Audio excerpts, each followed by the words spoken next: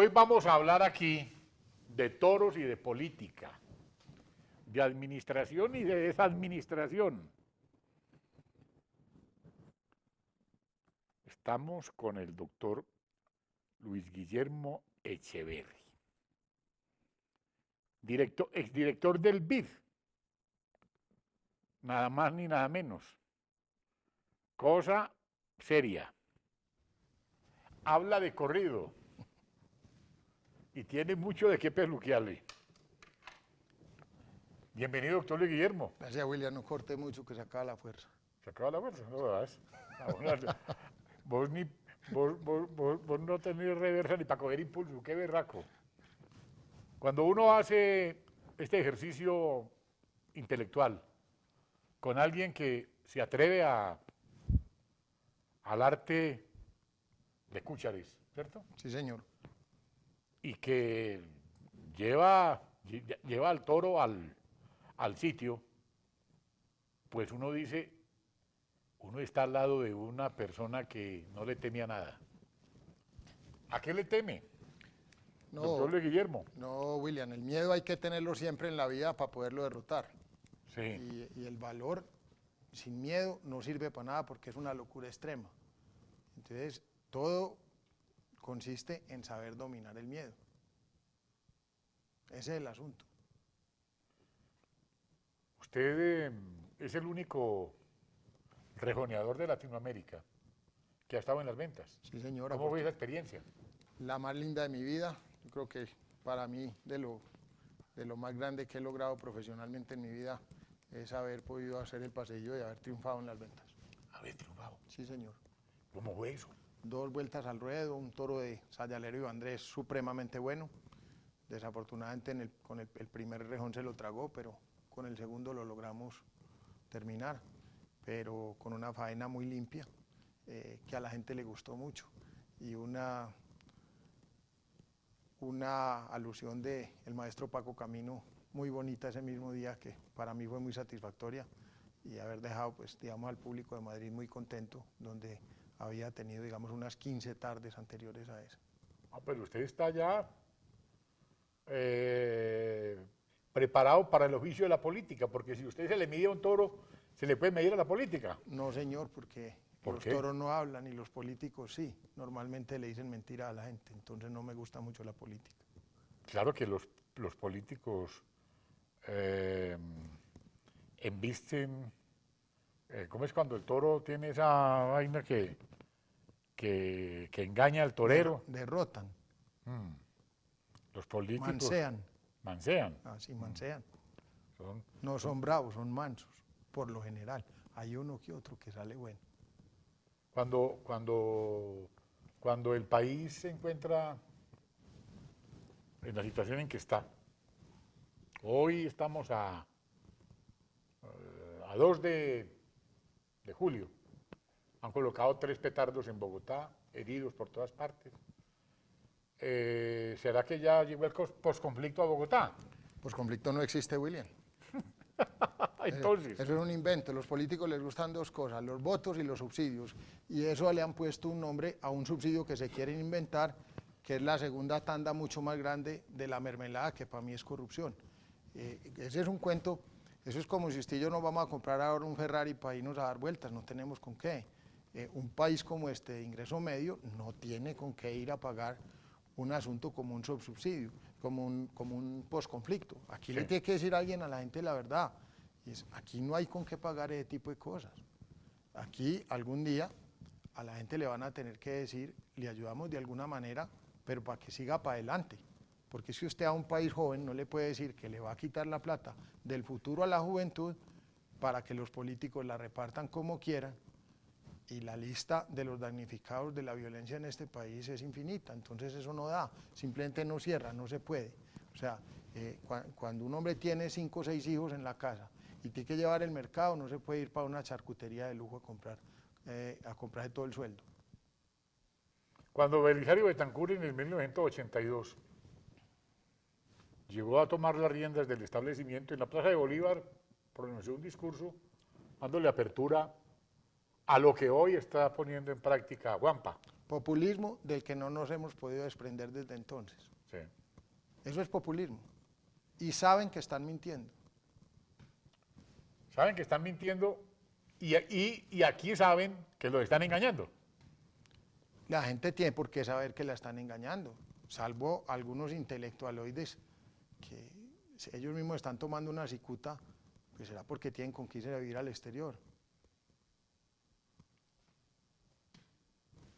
¿Qué vamos a hacer, por ejemplo, con la zona costa pacífica? Vea, William, yo estoy Que se muy acabó. triste con eso.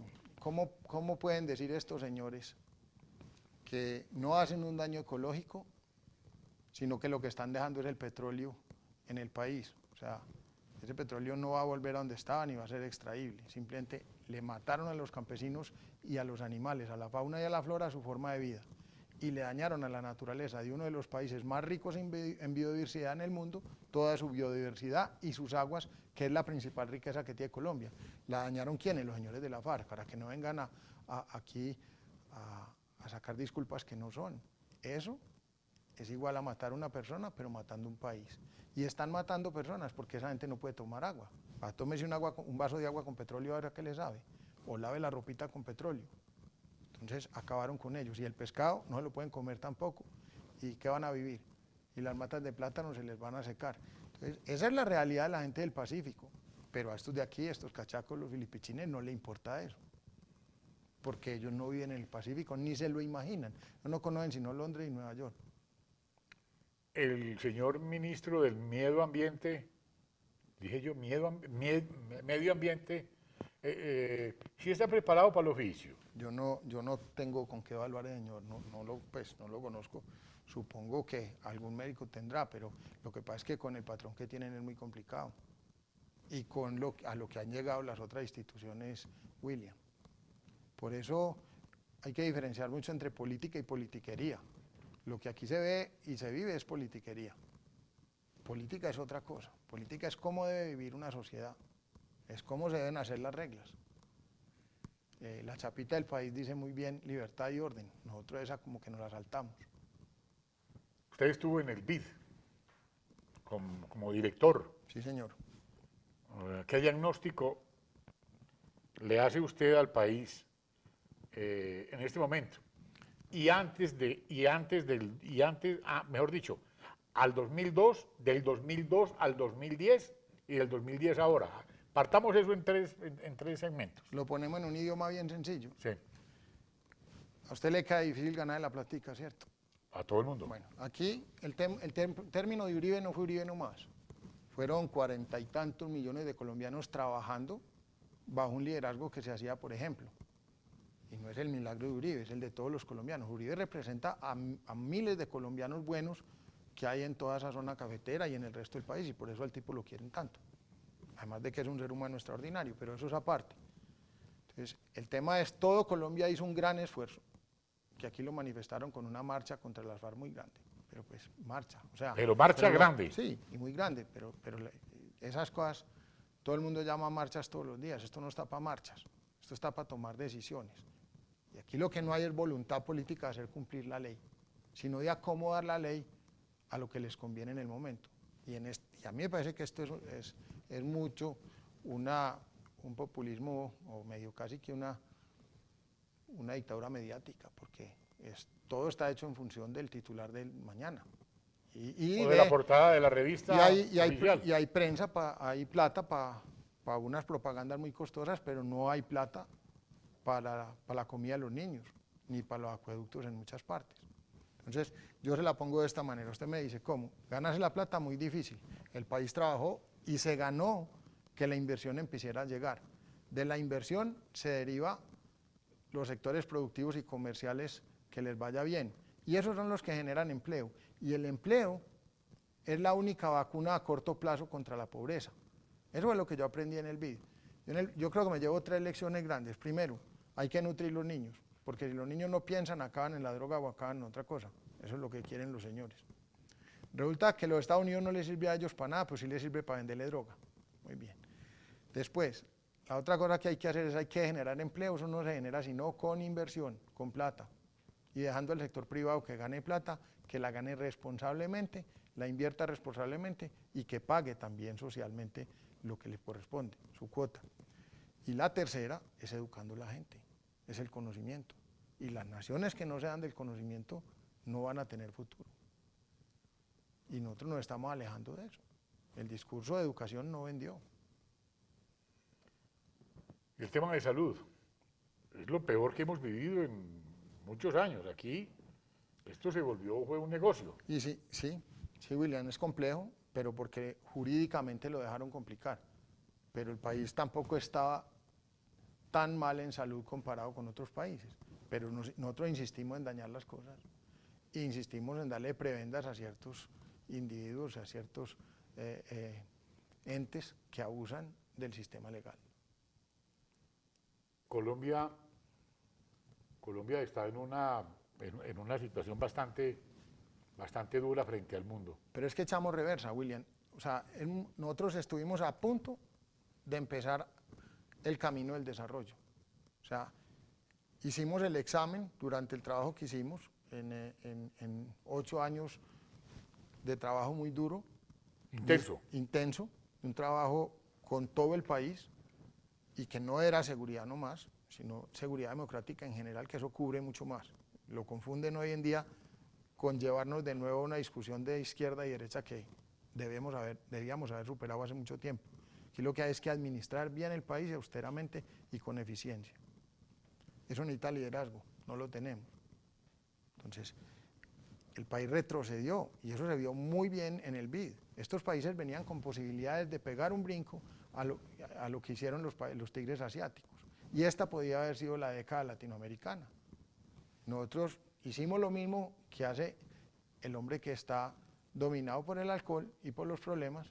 Cogimos el cheque la quincena y nos lo fuimos a feriar. Eso es lo que acaba de pasar ahora. Claro, duró el primer periodo de Santos, o parte del primer periodo de Santos, porque como en la agricultura, en la economía, hay lo que los americanos llaman un lag, que es un retardo, lo que se demora la cosecha en el momento en que usted la siembra para poderla coger. Pero cuando usted recoge cosecha, tiene inmediatamente que estar abonando y sembrando para volver a ir para adelante. Aquí no sembramos. Eso es lo que está pasando. Ese es, en términos generales, un análisis que se puede hacer viendo las cifras, pero para decírselo a la gente en unos términos muy claros. Ya que usted me pregunta por el BID. Sí, porque es que yo no sé ahora con el director bonsai que tenemos allá. Pues así, desafortunadamente, lo veo buscando que lo reelijan y está dedicado a eso. William, es todo el sistema interamericano el que ha perdido. Nosotros vamos a hacer un foro en estos días. Hay un hombre ahí que viene escribiendo muy bien sobre todos los problemas que han habido en la OEA. En la OEA han empezado a poner personas intelectuales a que hablen sobre los problemas latinoamericanos, que me parece muy bien que estén escribiendo libros, pero que solamente han sido profesores universitarios, y a juzgarnos con la óptica de los problemas que tuvimos en los 70 en Argentina, en Chile, a todos nosotros. Y Latinoamérica es tan distinta como los frijoles que nos comemos. Estamos viviendo una crisis bastante seria en Latinoamérica. De liderazgo. No hay con quién. No hay con quién. Y sobre todo no hay quien sea capaz de decir las cosas como hay que decírselas a la gente para que la entienda, en lenguaje sencillo. Y claro, les da miedo, porque les da miedo no ser políticamente correctos, o que al otro día los llamen y les digan, no, usted por qué está diciendo esas cosas que a mí me perjudican, los políticos de turno. Entonces, esas instituciones son las que deben decir las cosas sin miedo de ninguna naturaleza a lo que le convenga a las gentes de la región, que son las que pagan esos bancos y le pagan todos esos sueldos a toda esa gente. El mundo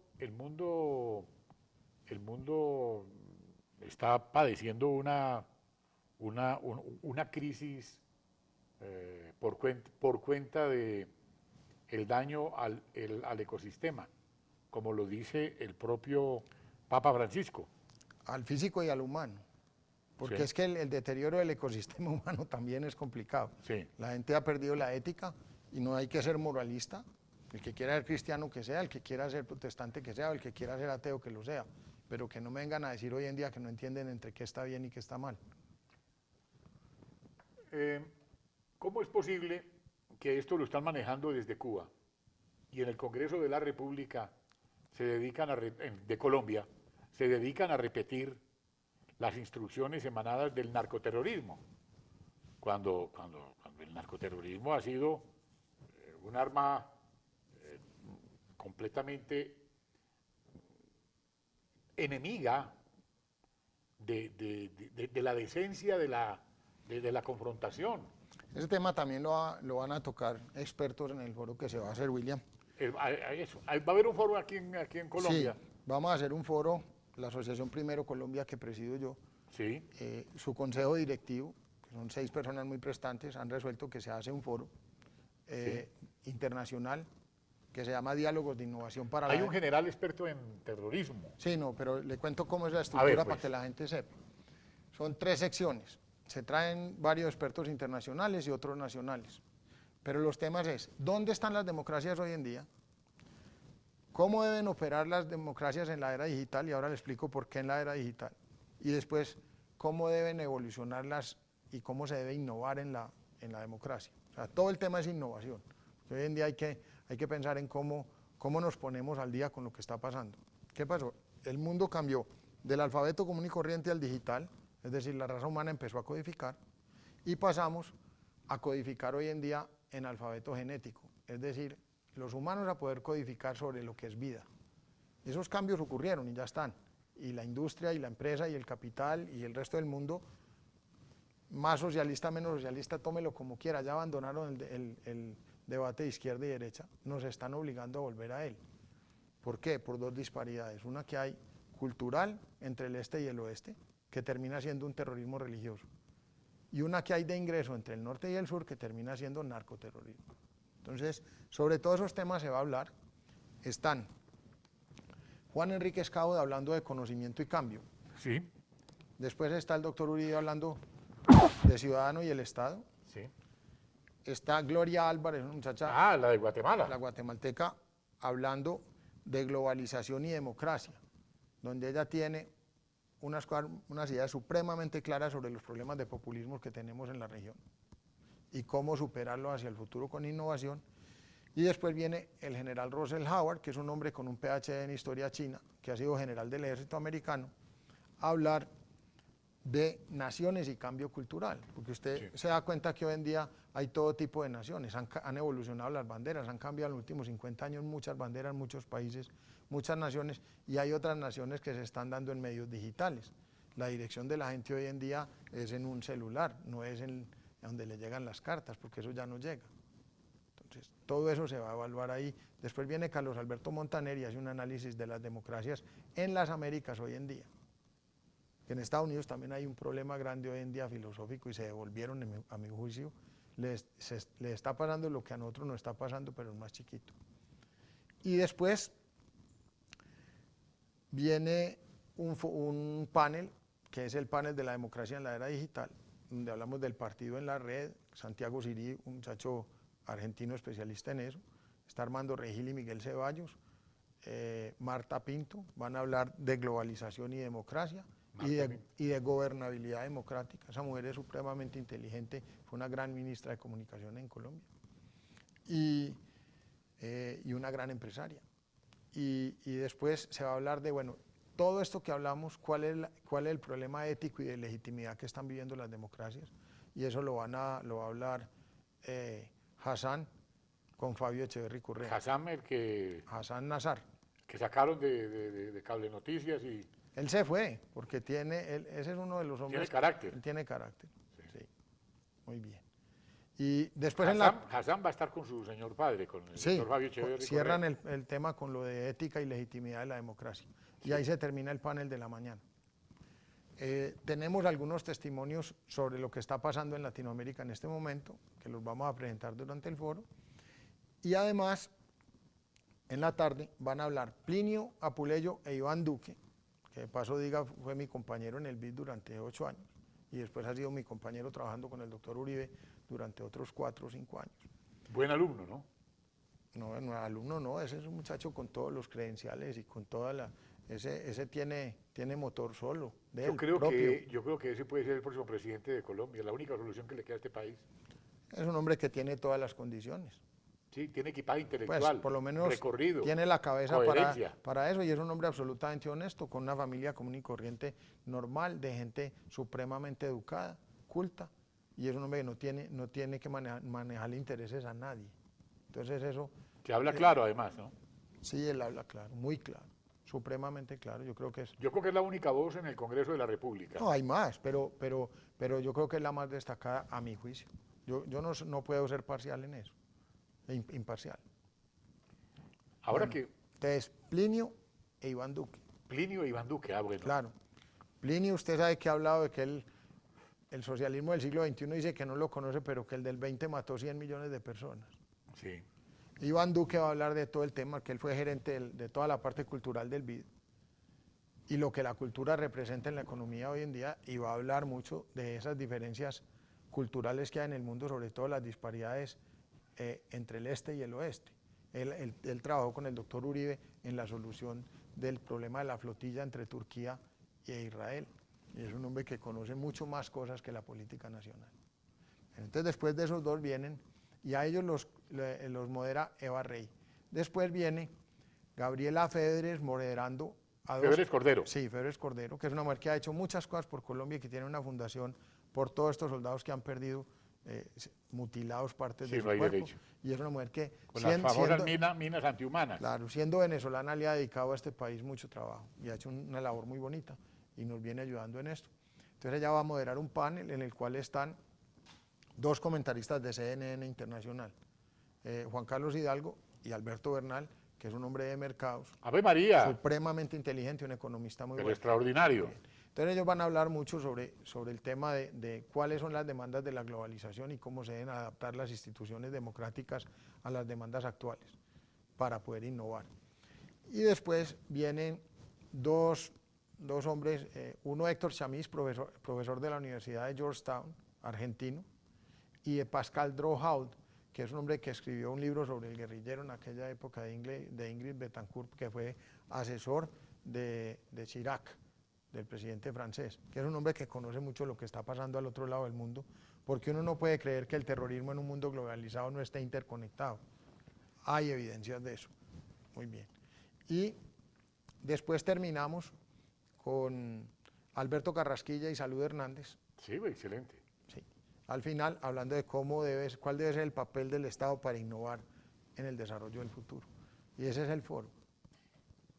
¿Usted cómo logró reunir todo ese grupo de personas y hacer porque ese es un evento que llena todas las expectativas y que obviamente concita el interés de todo ciudadano que quiera empaparse de la realidad política nacional e internacional? ¿Cómo logró reunirlos a todos? A mí me inspiró mucho Juan Enríquez, que es un gran amigo y es un hombre que yo lo leo y lo sigo mucho.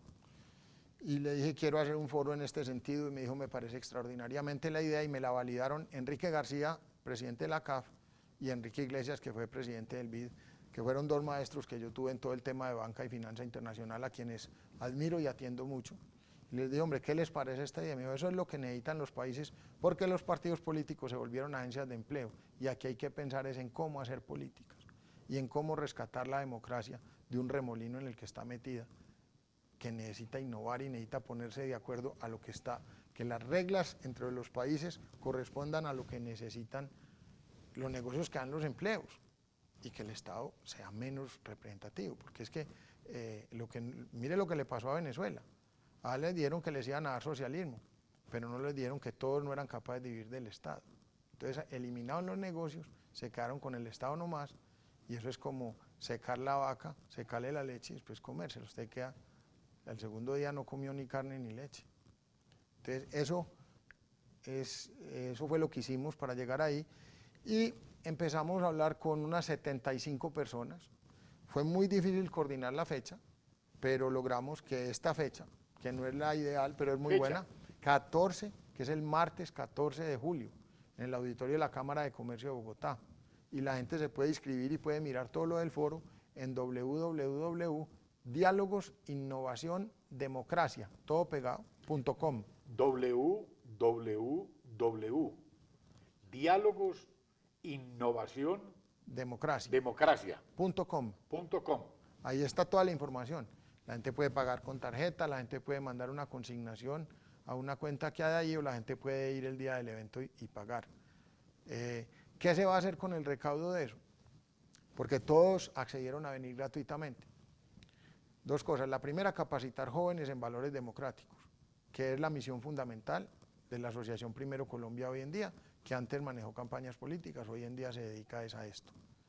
Y segundo, vamos a montar un reservorio digital, que eso no tiene mayor costo, para tratar de convertir ese reservorio a que la gente lo utilice en una especie de TED Talks, que es una cosa que usted encuentra en el internet, donde encuentra conferencias de alta calidad, pequeñas, que puedan competir con las cosas que la gente está buscando en el internet, de cómo hacer buenas políticas públicas, de cómo ser buen funcionario público, de cómo actuar en la democracia, y sobre líneas de pensamiento que puedan dar gente que tenga valor y pueda expresarse bien.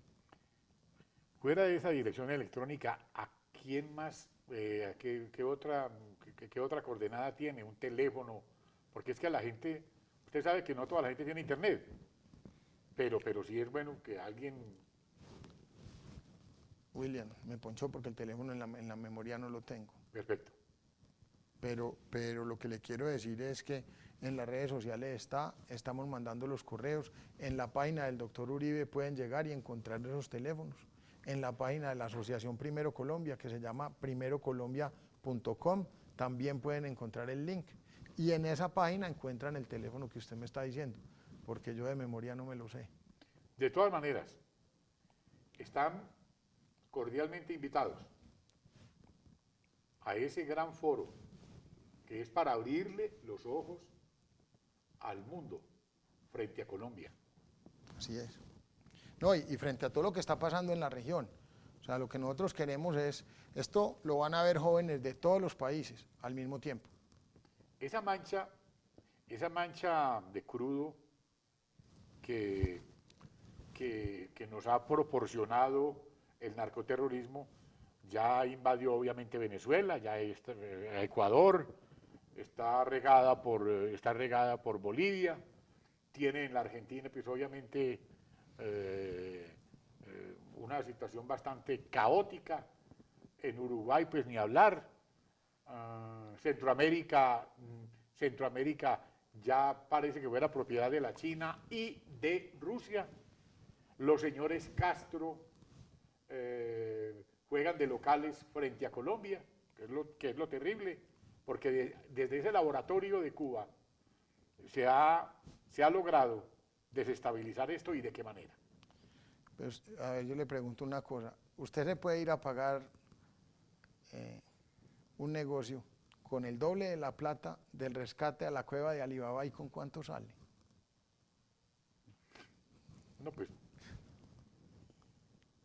¿Por qué tenemos que ir a Cuba? ¿Por qué tuvimos que ir a hacer a Cuba eso?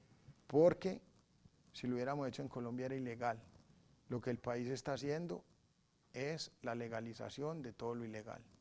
La legalización de todo lo ilegal. La legalización del narcotráfico. Correcto. Para que hablemos claro. Claro. Y el combustible de la guerra. Pero es que si usted legaliza eso, entonces la otra gente se siente con derecho a hacer las trampitas chiquitas también, y las medianas, y las otras grandes. La desmoralización del ejército. Pues eso es muy grave. Acabar con la policía. La justicia politizada. Esa es la peor de todas, William. Esa es la peor de todas, porque a usted nunca nadie le va a poner un peso a donde no haya justicia. Exacto. ¿Quién va a invertir en un país? ¿Qué seguridad jurídica puede tener alguien en un país en donde le cambian las reglas de juego en la mitad del camino? En donde a usted se le bajan se le bajan del caballo en la mitad del río y lo dejan ahí tirado. Yo lo único que le digo es que aquí, si algo está comprobado en 4 o 5 décadas de aguantarnos lo que se convirtió en narcoterrorismo, es que con ninguno de esos señores es por las buenas. Aquí no hay conflicto, aquí hay es narcoterrorismo. Pero es que conflicto nunca ha habido, William, porque esa es la acepción mediática. O sea, eso es parte de la ignorancia de todas las personas que repiten y repiten cosas como loros en los micrófonos y en la televisión todo el día. El conflicto. No hay conflicto, porque en legislación de derecho internacional no puede haber conflicto con un grupo narcoterrorista. Eso no existe, no casa. porque entonces se les da estatus de beligerancia. Eso es lo que ellos querían y fue lo que le exigieron al gobierno cuando el gobierno les pidió que fueran a hablar con él. Entonces le dijo, sí, listo, métanos en el tema de conflicto, quítenos de ser narcoterroristas y diga que lo que hay en el país es conflicto. Aquí no hay conflicto, aquí hay delincuencia, narcoterrorismo. Y eso le consta a todos los colombianos, inclusive a los que no lo quieren reconocer. Es que pues, la paz es una cosa muy bonita, pero eso son ilusiones. La gente no necesita sino salir segura por la mañana de la casa y que los hijos salgan seguros y puedan volver seguros por la noche a comer y a dormir. ¿Cómo es que se llama el compañero del zorro? ¿Cómo es? El sargento García. El sargento García, más conocido como el ministro de Defensa. No, William, no hablemos de la gente, hombre, no sea No malo. estamos hablando, yo estoy hablando del sargento García, yo no estoy hablando de Luis Carlos Villegas. Yo estoy mencionando aquí a Luis Carlos Villegas. A uno, el sargento García. Usted nació ayer y yo también. Sí, además todos tenemos, usted y yo tenemos sangre paisa. Las cosas hay que decirle por el nombre. Claro, entonces nos gusta decir las cosas por su nombre. ¿Para qué le dicen mentira al país? Exactamente. Al doctor Santos no le pueden creer, al señor Juanpa, perdón, no le pueden creer ni las mentiras, no le puede creer ni lo contrario de lo que dice, porque hemos llegado a ese punto. No, es que mire, por eso le digo, una cosa es politiquería y otra es política. La política tiene que obedecer al sentido común, al bien común y al interés general. Sí. Cuando se sale de ahí, perdió. Se convierte en a quién voy a beneficiar. Entonces, y así se volvió, esto volvió un inmediatismo, pero no solamente en Colombia. El tema de Argentina es grave, la gente de Argentina se está quejando. Lo de Bolivia es más o menos. En el Ecuador tienen En Argentina asesinan a un fiscal y dicen que se suicidó. Aquí se cae un helicóptero, aquí tumban un helicóptero y dicen que se cayó. ¿Por qué sí podemos escoger buenos jugadores de fútbol y no podemos escoger buenos políticos? Exacto. ¿Por qué Antonio Navarro nos dijo a usted y a mí, en un desayuno de los pájaros dormidos en el Club del Nogal, una frase que usted recuerda? Sí, él lo dijo muy claro, Antonio Navarro. Que el tema complejo ahora era que estos señores ya tenían armamento tierra-aire. Y la verdad es que si uno lee la política internacional, a los rusos y a los gringos y a todo el mundo los corrieron de Afganistán con armamento tierra-aire en unos desiertos, desde unas cuevas. Esto es mucho más complicado en estas montañas y en estas selvas. Exactamente. O sea que estamos, mejor dicho, estamos perdiendo frente al narcoterrorismo. Pero es que yo creo que esa es la historia de la vida siempre. La sobrevivencia no la entiende la gente que nunca se ha visto enfrentada a ella. Nunca. O sea, no la puede entender y yo lo justifico y por eso hablan de paz y yo quiero la paz. Yo se lo puse el otro día al doctor Garbiazabal en un escrito y le dije, yo lo entiendo perfectamente a usted, porque usted es un iluso que quiere la paz y eso es muy bonito y se necesitan muchos de esos, pero usted no se ha visto enfrentado a la supervivencia, porque es que la supervivencia no da margen para eso. O sea, si usted lo que va es enterrarme a tijera, más vale que yo agarre con que enterrarle una primero a usted. ¿Usted saca una barbera? Lo que sea, o la mano, o lo que haga falta, pero no me la entierra. O sea, porque es que ese es el cuerpito mío. Y la obligación de un gobierno es defenderle el cuerpito a los ciudadanos. Pero aquí resulta que los campesinos y la gente del sur, y la gente del Putumayo y la del Catatumbo, es la que tiene que sufrir con esto. Digamos que hemos regresado a la época de la patria boba. No, esto es mucho peor. Mucho peor. Claro, cuando esto era un país incipiente, donde habían algunas cosas horribles, pero en general la gente salía y recorría los campos y el oro se llevaba en mulas de aquí hasta Antioquia y no pasaba nada. ¿Cuántos vehículos y cuántas tractomulas, cuántas familias han dejado sin nada, quemándole los carritos? El café se acabó, por ejemplo. El café tiene un problema muy grande y es que Colombia no supo leer el cambio en las tendencias de las preferencias del consumo mundial de alimentos en general y de bebidas. Y entonces la federación nunca quiso dar la posibilidad de aceptarle al mundo que nosotros tenemos la mayor variedad de cafés suaves y cafés de alta calidad y que había que diferenciarlos. Entonces nos quedamos vendiéndonos nomás a unos tostadores alemanes y gringos el gran volumen para que lo mezclaran y que no se fueran a enojar con nosotros. Entonces no aceptamos, nos demoramos mucho tiempo para aceptar que vinieran a reconocer los cafés de nosotros. Entonces, mientras todo el mundo sabía qué es una taza de café, los colombianos nos quedamos sin saber qué era una taza de café. Nos quedamos con la pasilla. Sí, sí, y muy bueno el café colombiano porque es famoso, ¿no? Pero no sabemos qué es una taza de café. Un francés sí sabe cuál es la denominación de origen de un vino.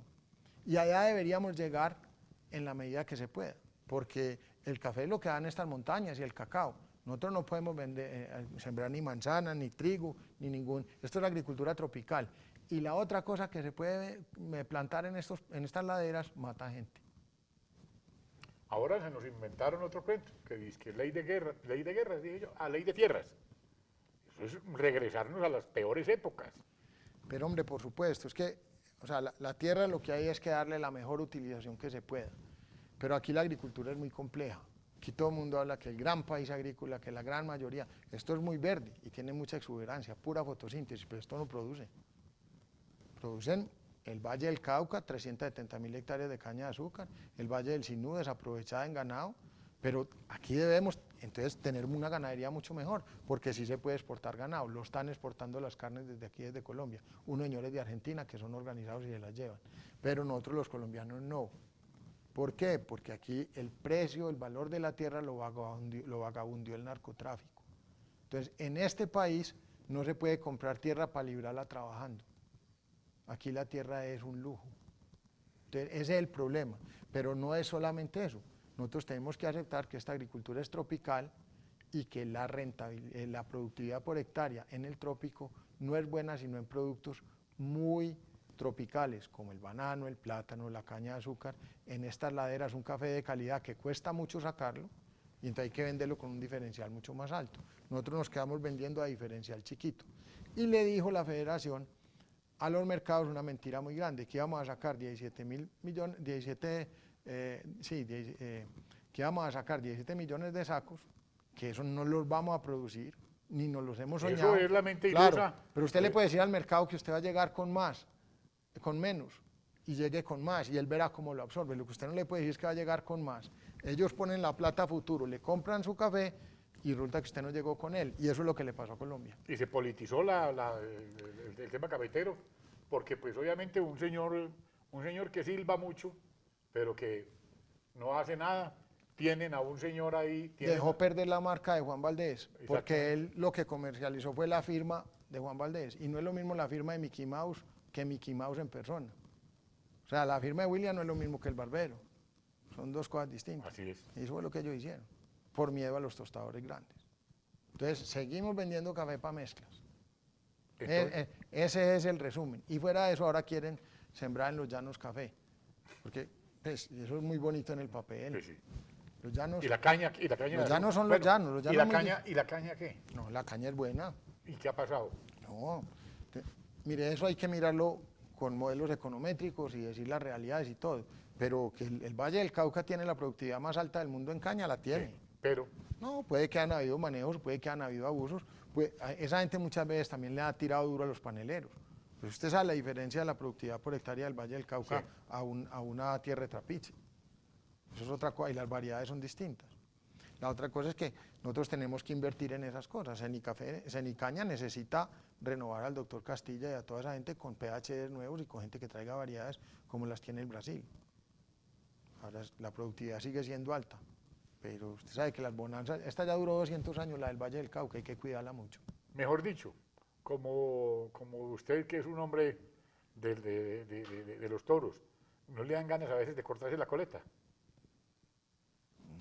¿Por qué me la va a cortar William? Viendo esto como está. ¿Y me voy a cortar yo algo porque las cosas están mal? No, hay que echar para adelante. ¿Qué solución le vamos a dar a esto? El Estado tiene que solucionar el problema de la seguridad de los ciudadanos, de la seguridad de las tierras nacionales, sí. De la seguridad del medio ambiente, de la seguridad de la diversidad. ¿Del medio ambiente o del medio ambiente? No, bueno. Mire, esto hay que cuidarlo, porque este es un país privilegiado, esto es trópico. La otra cosa es que este país es muy rico en minería, y aquí se debe hacer una minería, pero bien hecha. Entonces lo que han hecho es prohibir las explotaciones buenas y hacerles debates y escándalo a algunos mineros, unos con razón, otros sin razón, y mientras tanto siguen amparando la minería ilegal. Esa minería ilegal la hace gente que se atreve a hacerla, pero le tiene que pagar o a las FARC o a los paramilitares. Entonces el negocio, entonces ¿para quién está trabajando el gobierno? ¿En manos de quién estamos? Pues yo no sé, hay una gente que vive montando comiendo nube, como dice mi papá. Comiendo nube. Sí. Y mojando portadas. Eso es otro tema, pues ese es el problema de la gente que nunca ha tenido que trabajar para comer. ¿Sí? Los hijos de Corpapi, que se educaron en Londres por cuenta de los cafeteros. El país tiene mucho malcriado. ¿Sí? Y en eso, de ese discurso se han alimentado todos estos sinvergüenzas que lo que son es narcoterroristas. Y entonces hay otros que porque ellos tienen razón en ese pedacito lo justifican completamente. Y eso no me parece.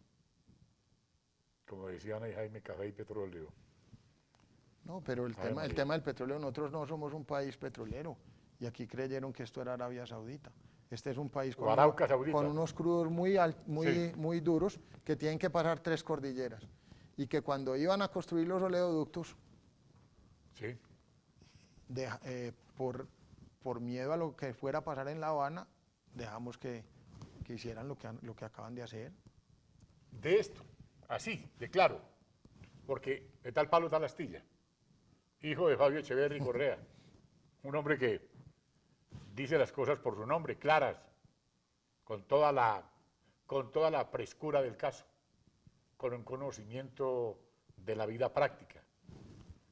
Aquí estuvo con nosotros hoy en la barbería el doctor Luis Guillermo Echeverri. ¿Nos honra su presencia? No, William. Usted le habla claro al país, porque usted yo no soy de cosas públicas, pero usted es un gran amigo y usted ha hecho un trabajo por Colombia que es inconmensurable. Con usted han sido muy injustos en el periodismo que yo digo. Pero aquí tenemos esta ventana. Pero usted le apostó a lo que es la gente joven. No hay nada más poderoso que YouTube. No hay televisión más fuerte que YouTube en el mundo. Eso le escuchaba yo a Jorge Figueroa, a Juan Gonzalo Ángel y a un grupo de amigos que dijeron, bueno, vamos a montar una cosa con el YouTube, que es lo único que se nos queda en la nube, para que todo el mundo esté y que busquen estos documentos. Este es un documento, que yo sé que lo van a buscar, porque aquí se han dicho cosas muy serias. William, hablan de que no hay equidad. Y hoy en día, desde que el gobierno le dé competitividad, y eso hay que reconocerlo, que en eso se ha avanzado en el país mucho, inclusive en este gobierno, a la gente, desde que la gente tenga conectividad, el conocimiento le puede entrar lo mismo a un rico que a un pobre. El tema es que de aquí para adelante hay que nutrir los niños, porque eso no lo estamos haciendo bien. Doctor Luis Guillermo, muy querido por estar hoy aquí. Muchas gracias, William. Muy generoso. No.